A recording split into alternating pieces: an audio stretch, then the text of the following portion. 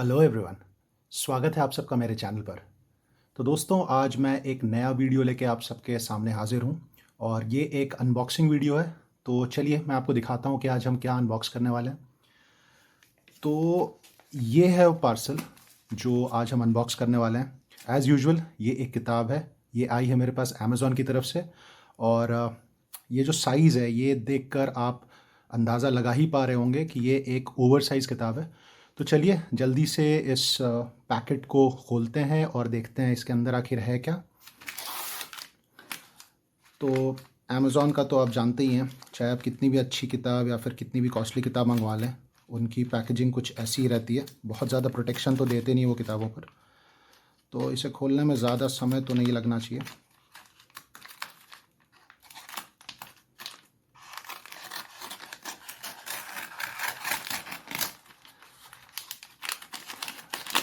बस ये एक रैपर है या पेपर पाउच भी से आप कह सकते हैं, जिसके अंदर किताब वो भेजते हैं। तो चलिए निकालते हैं किताब और देखते हैं ये आखिर है क्या। ये रहा बिल, इसे मैं साइड में रख देता हूँ। तो दोस्तों, जैसा कि आप देख सकते हैं, यह है एक ऑमनिबस मार्वल की, जो मैंने पिछले दिनों मंगाई है और ये मुझे एक काफ़ी अच्छी डील में मिल गई है। तो एक फ़ेसबुक फ़ोरम कह सकते हैं या फिर आप फ़ेसबुक ग्रुप कह सकते हैं। उस ग्रुप पर काफ़ी अच्छे डील्स मिल जाते हैं। तो मैं इस वीडियो के डिस्क्रिप्शन में उस ग्रुप का लिंक दे दूँगा। आप उस ग्रुप को जॉइन कर सकते हैं और वहाँ से इस तरह की डील्स के बारे में जान सकते हैं और उसका एडवांटेज ले सकते हैं। तो ये है मार्वल अगस्त 1961 ऑमनिबस। तो सबसे पहले कंडीशन देख लेते हैं। तो सबसे पहले ऊपर की तरफ देखते हैं। हाँ, यहाँ पर तो ठीक ही लग रहा है। कॉर्नर्स भी इंटैक्ट लग रहे हैं, हालांकि श्रिंक रैप थोड़ा सा यहाँ से फट गया है, बट ठीक है। इधर स्पाइन देख लेते हैं। स्पाइन भी ठीक ठाक ही लग रहा है और बाकी ये सारे कॉर्नर्स भी ठीक हैं। इधर का भाग भी ठीक ही लग रहा है। ठीक है दोस्तों, तो ये है श्रिंक रैप के अंदर फ़िलहाल। तो जल्दी से इसके श्रिंक रैप को निकालते हैं और फिर देखते हैं अंदर से ये किताब कैसी दिखती है।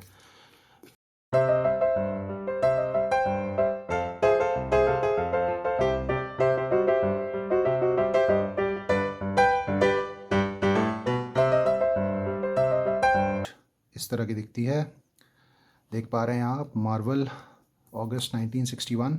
और यहाँ काफ़ी सारे कैरेक्टर्स हैं जिनमें से कुछ को आप पहचान रहे होंगे, कुछ को आप नहीं भी पहचान रहे होंगे। एक्चुअली काफ़ी सारे कैरेक्टर्स हैं जिन्हें मैं भी नहीं पहचान रहा हूँ।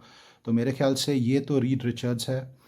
ये एक मॉन्स्टर है जो फैंटास्टिक फोर के पहले इशू में था। मुझे इसका नाम अभी ठीक से याद नहीं है। बाकी सारे कैरेक्टर्स को तो मैं भी नहीं पहचान रहा हूँ। हाँ, ये शायद बेन ग्रिम है, द थिंग। तो यहाँ पर एंड पेपर रेड है और ये डस्ट जैकेट है। सबसे पहले डस्ट जैकेट को ही देख लेते हैं।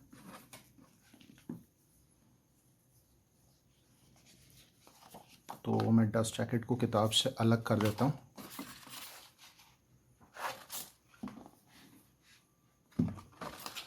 तो फ्रंट कवर तो आपने देख ही लिया, कुछ ऐसा दिखता है। अगस्त 1961 लिखी हुई है और ये कुछ कैरेक्टर्स हैं कवर पर। और पीछे जो सारे इश्यूज़ ये कलेक्ट करती है, उन सारे इश्यूज़ के जो कवर्स हैं वो यहाँ पर दिए हुए हैं। तो कुछ एंथोलॉजी टेल्स थे मार्वल के जो सिल्वर एज में आते थे, वो हैं, जैसे अमेजिंग फैंटेसी है, जर्नी इनटू मिस्ट्री है और टेल्स ऑफ सस्पेंस है, टेल्स टू एस्टॉनिश है, स्ट्रेंज टेल्स है। इसके अलावा काफ़ी सारे टाइटल्स यहाँ पे मुझे ऐसे दिख रहे हैं जिनके बारे में मुझे ज़्यादा जानकारी नहीं है, जैसे पैट्सी वॉकर है, अमेजिंग एडवेंचर्स है, कैथी है, student nurse, love romances, gun smoke western, teenage romance. मैं आपको बताऊंगा कि ये किताब एक्चुअली में है क्या। पहले बात कर लेते हैं डस्ट जैकेट के बारे में। अंदर फ्लैप्स हैं, the month that made Marvel. तो यहाँ पर ये जो महीना है अगस्त 1961, ये क्यों सिग्निफिकेंट है उसके बारे में यहाँ पे थोड़ी सी जानकारी दी गई है, कुछ इन्फॉर्मेशन है। यहाँ पे क्रिएटर्स के नाम है, काफ़ी सारे क्रिएटर्स हैं। स्टैनली है, Larry Lieber, Paul Reinman, Jack Keller, Don Heck, Steve Ditko, Dick Ayers, तो काफ़ी लोग हैं। अंदर तो कुछ है नहीं, जैसा कि आप देख सकते हैं इन फ्लैप्स पर, वाइट है बिल्कुल। और स्पाइन कुछ इस तरह का है फ्लैप का। तो ये तो आपने देख लिया दोस्तों, इसे अब मैं साइड रख देता हूँ। अब हम बात करेंगे मेन किताब की। तो ये है जो एक्चुअल कवर है, जो बोर्ड पे कवर आर्ट है। तो यहाँ पर भी सेम है, अगस्त 1961। और ये जो 1961 लिखी हुई है, इन नंबर्स के अंदर जो सारे इश्यूज आपने देखे डस्ट जैकेट के back side of the cover में, वो सारे इश्यूज की प्रिंटिंग है ये सारे नंबर्स के अंदर। और यहाँ पर एक कोई कैरेक्टर है जिसे मैं नहीं पहचानता हूँ, सॉरी। इसके बाद बैक कवर देख लेते हैं। यहाँ पर भी एक कैरेक्टर है, इसे भी मैं नहीं पहचान रहा हूँ। देख लेते हैं स्पाइन किस तरह का दिखता है। तो स्पाइन तो सिमिलर है, जैसा कि डस्ट जैकेट में था वैसे ही है। मार्वल ऑमनिबस लिखा हुआ है यहाँ पर, अगस्त 1961। और यहाँ पर ये फैंटास्टिक फोर की टीम है। तो चलिए अब किताब को ओपन करते हैं और अंदर के पेजेस देख लेते हैं। फिर से यहाँ पर टाइटल पेज, और यहाँ पर कुछ पिक्चर्स, यहाँ पर क्रिएटर्स के नाम हैं, और यहाँ पर कंटेंट्स दिया गया कि ये इनफैक्ट क्या कलेक्ट करती है। ये इस किताब की फ़र्स्ट प्रिंटिंग है, आपको बताना चाहूँगा। तो ये कलेक्शन पहली बार ऑमनिबस फॉर्मेट में प्रिंट हुई है। यहाँ पर देखिए क्रिएटर्स के नाम बड़े फॉन्ट में दिए गए हैं। Writers, pencillers, inkers, letterers, editor, collection cover artist और variant cover artists. Okay, pages काफ़ी बढ़िया हैं, मतलब अच्छे पेजेस हैं। ये ग्लॉसी नहीं है, ना ही ये मैट हैं, ये नॉर्मल पेजेस ही हैं, but the quality is good. और यहाँ पर फिर कंटेंट्स दिए गए हैं, जो जो स्टोरीज़ ये किताब कलेक्ट करती है, उन सारे स्टोरीज़ के नाम हैं और साथ में पेज नंबर्स हैं। Okay, let's move on. यहाँ पे इंट्रोडक्शन है। हाँ, तो इस इंट्रोडक्शन पेज को पढ़ने के बाद पता चलेगा कि ये किताब एक्चुअल में क्या है और ये कलेक्शन उन्होंने क्यों पब्लिश करने की सोची। वैसे मैं आपको एक आइडिया दे दूँ। सो बेसिकली, जैसा कि किताब का नाम है अगस्त 1961, this was the month when the first issue of fantastic four was published. उस महीने ऐसे और कौन कौन से टाइटल्स थे मार्वल के जो पब्लिश हुए थे, उन सारे टाइटल्स को कलेक्ट करके ये किताब बनाई गई है। तो ऑब्वियसली उस महीने फैंटास्टिक फोर का पहला इशू तो आया था, लेकिन उस महीने और कौन कौन से टाइटल्स रिलीज़ किए गए थे और उनके कौन कौन से इशू नंबर थे, वो सारे पर्टिकुलरली वो इशूज़ को इस किताब में कलेक्ट किया गया। ये बिल्कुल old school artwork, classic artwork जिसे आप कह सकते हैं, सिल्वर एज की। ये बड़ा अच्छा लग रहा है, ये बिग फॉर्मेट में, ओवर साइज फॉर्मेट में। पैनल्स काफ़ी बड़े हैं, और ये सारे जो स्पीच बबल्स हैं उनमें जो लेटरिंग की गई है वो काफ़ी क्लियर है, और पढ़ने में कोई प्रॉब्लम नहीं होगी। ओके, सो ये कैथी की कुछ स्टोरीज़ हैं।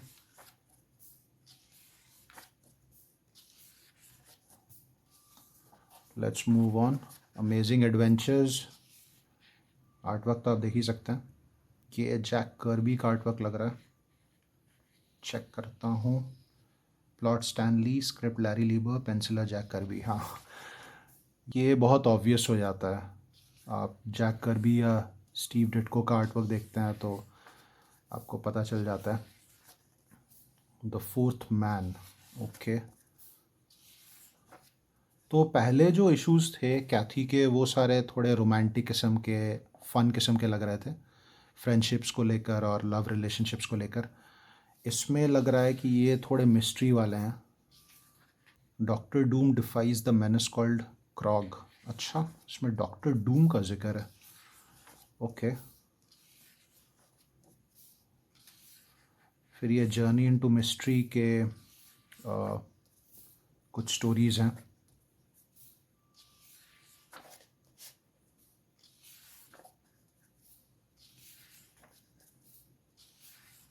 ये बुक की फ़ील काफ़ी अच्छी है, जैसा मैंने आपको पहले ही बताया। इसके पेजेस काफ़ी अच्छे हैं और ये प्रिंटिंग बहुत सॉलिड हुई है। आपको कैमरा में उतना समझ आ रहा है या नहीं मैं नहीं बता सकता, लेकिन मैं इसे सामने से देख रहा हूँ and trust me the printing is of the highest level. ना सिर्फ आर्टवर्क बट जो लेटरिंग है, जो स्पीच बबल्स के अंदर जो डायलॉग्स वगैरह हैं, बहुत ही शानदार प्रिंटिंग है इस किताब की। One look means Doom. So ये सारे स्टोरीज़ के नाम हैं। अब फिर लाइफ विथ मिली, ओके। अब ये फिर उस तरह की कुछ स्टोरीज़ हैं, रिलेशनशिप्स और फ्रेंडशिप वगैरह को लेकर। आगे बढ़ते हैं। बैटी अबाउट ब्लाउज, ओके। कुछ वियर्ड से क्रीचर्स दिख रहे हैं, प्रॉब्ली एलियंस हैं, नॉट श्योर। फिर यहाँ किड कुल्ट आउटलॉ। फिर ये थोड़े वेस्टर्न स्टोरीज़ हैं, आप देख पा रहे होंगे कैरेक्टर्स काउबॉयज़ की तरह दिख रहे हैं।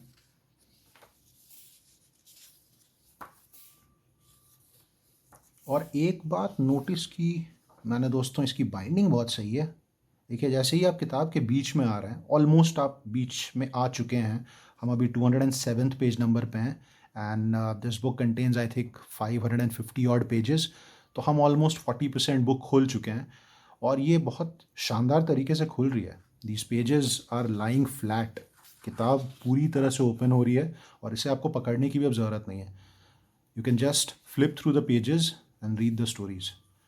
और यहाँ से मैं देख पा रहा हूँ कि आई भी बहुत अच्छी फॉर्म हो रही है, मैं आपको दिखाऊंगा। बहुत ही अच्छी binding. Marvel does a brilliant job in terms of binding, okay. Millie की स्टोरीज़ हैं, थोड़ा सा और आगे चलते हैं। ये आ गया fantastic four issue 1, okay.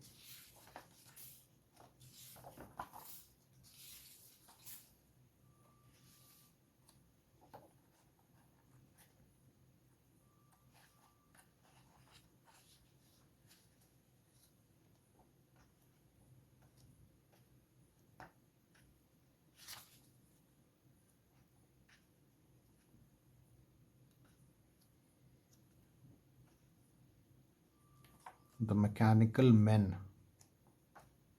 All right. Forever is a long time. बहुत सारे कैरेक्टर्स को मैं ऑब्वियसली इस बुक से पहचानता नहीं हूँ, so I am just flipping through the pages. इन कैरेक्टर्स के बारे में ज़्यादा बातें नहीं कर पाऊँगा because obviously I don't know these people.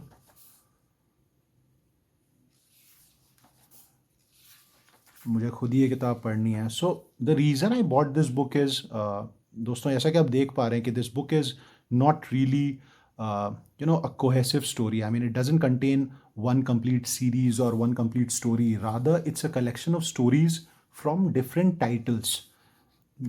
Most of these stories are non-superheroic, सिर्फ फैंटास्टिक फोर को छोड़कर, जो कि मेरी पढ़ी हुई है ऑब्वियसली। तो I just wanted to read the stories and try and understand कि उस वक्त किस तरह की कहानियाँ लिखी जाती थी। So more than the urge of reading a particular story, I had the urge of knowing how were stories written during that time, and also because these stories are mostly non-superheroic, तो मुझे जानना था कि किस तरह की कहानियाँ और कैसे कैरेक्टर्स उस वक्त लिखे जाते थे मार्वल में। तो इसलिए मैंने ये किताब ली है। तो basically I would say more than reading it's about knowing comics. तो वो माइंडसेट को दिमाग में रखकर मैंने ये किताब ऑर्डर की है। Patsy Heidi. तो किताब के एंड तक तो हम आ ही चुके हैं। बताना चाहूँगा कि इस किताब की जो कवर प्राइस है वो है $150, लेकिन ये मुझे काफ़ी सस्ती पड़ी है।